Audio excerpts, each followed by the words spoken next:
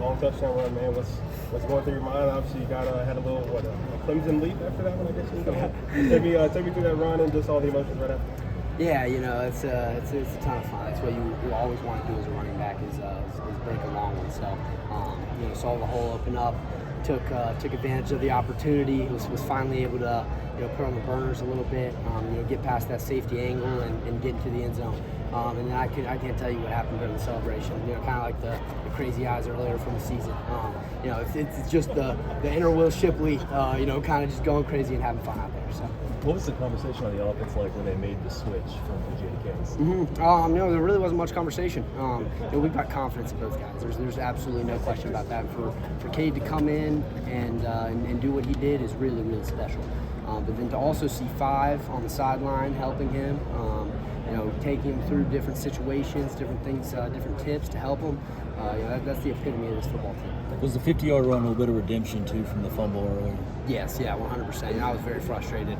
I don't put the balls around like that. It's something I take pride in. So, it's just one of those things, and you got to learn from it, get back to it. But that's another reason that this football team is special because I was down on myself. Obviously, that's a big situation. We need to score on that possession, and they put the ball in my hands.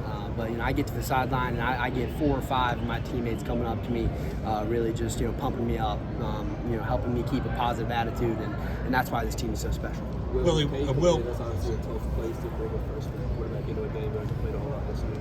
So as an offense, did y'all kind of feel like you needed to rally and make sure y'all were getting aggressive? Yeah, we want to take as much pressure off him as we possibly could. That's for any freshman or young player that comes in. It's a big thing to do coming in against Syracuse with everything surrounding this game, down 21-7, I believe, and he was able to do it, and that's what truly matters. So happy for two. All the work he's put in. He prepared as if he was the starter, and it showed today. Well, what does a win like this? This team has, this offense has, that even when you're down, even when you're facing stuff, do you guys still believe in yourselves, and where that's come from?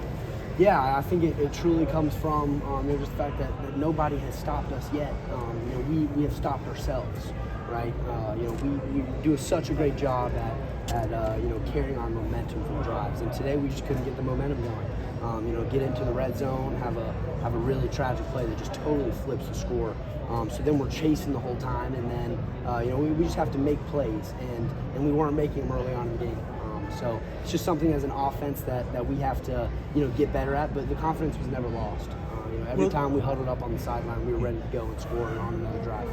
Will, do you feel like maybe the country is kind of overlooking you guys a little bit in relation to the Big Ten, the SEC, everywhere else? Yeah, I don't have much of a clue. I try to stay away from a lot of that stuff. From the few things that I've seen, read on social media, I think there definitely is, and I think how we did last year, we kind of deserve it. So today would have been a great day to prove that we're back to where we were, but that wasn't the case. So just got to keep our head down, keep working, and just come back for the next week. But you did it by winning, and you're still 8-0. I mean, that must say something about where you believe you guys can be headed this season.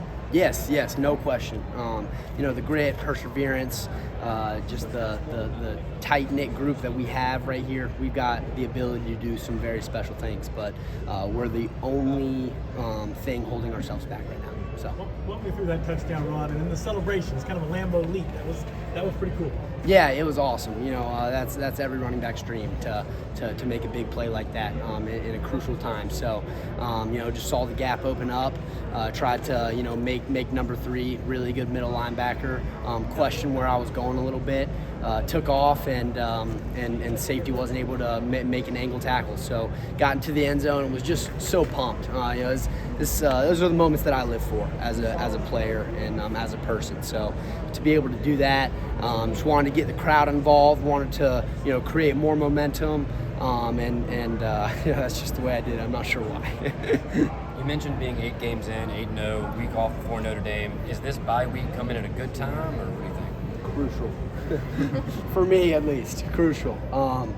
Body's definitely feeling it a little bit. I've had two or three really physical games back to back. So just got to take care of your body, and that's what it's going to come down to down the stretch. In my eyes, is who can stay healthy. Everybody's got great players. Everybody's got a little bit of depth when you get near the end. So just got to stay healthy. As one of the leaders on this offense, when they put Cade in, did they need to put Cade in at that point? And why do you think he was ready for that? Yeah, that's a Coach Sweeney decision, through and through. So, when he decided to do that, I was ready to go, and to see two in the huddle and to see him command the attention of the huddle, I knew that my responsibility was to take any extra pressure off of him. Be a co-leader that allows him to be comfortable in the position that he is, right? That's my job as a leader on the field. So I was doing everything in my power to do that. And, you can't really dwell on the decisions that have been made as a player. You've got to take whatever has been made and just make the best out of it. How do you expect DJ to respond after a game like tonight? Exactly how he did last year. I think he's going to put his head down, he's going to work his butt off, and he's going to come back looking better than ever next 2 weeks from now. Another big kick return for you. That was kind of more of an effort one this time. Mm-hmm. Did you feel like that's kind of one of the things that really sparks the team and gets the crowd into it? Yeah, I think it's kind of known that a huge special teams play can do that. Can spark the crowd. Create momentum, which is exactly what we needed. Going out there, I know that anytime they give me the opportunity to return the ball, I've got to try to make a big play. Going forward, I'm not sure how many more opportunities I'm going to get, just because we have been so successful. But anytime I get an opportunity back there, I'm trying to make a big play for sure. You talked about being a co-leader in the huddle, so what types of things are you saying to your teammates, to the line, to everybody else to kind of help Cade in that situation? Just important things. Hold on to the football. Don't break the huddle too early. Just some little things, little reminders to do. And when we break it, really communicating with the O-line, so that takes a little bit of pressure off of Cade in terms of protection-wise and pre-snap read, right? So I'll be communicating with the O-line on what the pro is going to be, who I'm going to be lined up with. So just little different things like that. But any pressure I can take off of him in that situation, that's my job and duty as a leader. So that's what I was trying to do. Thank you, guys. What types of things was Cade saying in the huddle? I know he's a very vocal guy. How comfortable did he seem leading the offense in his role? Yeah, I think it's tough for anybody to seem, really comfortable in that situation. I can't imagine, but how he did and how he handled the situation, it's just something you respect. He came in and everybody's going to be a little bit nervous, but he turned those nerves into something positive, and it allowed us to come out with the victory today. So much respect. All the props goes to two for stepping up in a really, really bad situation. Do you still feel like this is DJ's team? Yes. Any elaboration? No. That's all I need. All the touchdowns you scored here and today was the first time you felt to do it. Yeah, I really don't know what it was. Coach Pillar and I have had conversations about it before. I think he did it back when he was here. So I've got a bunch kind of stored away in the back of my head. But yeah, that one actually comes from Coach Spiller. So just had to get up there, try to get the fans engaged as loud as we can possibly get them, and capture any momentum. When did he put the bug in your ear about that? Really, about last year, I think. I was just a freshman and didn't have the guts to do it. So growing up a little bit, found my way into the end zone a little bit more and just coming up with new creative ways.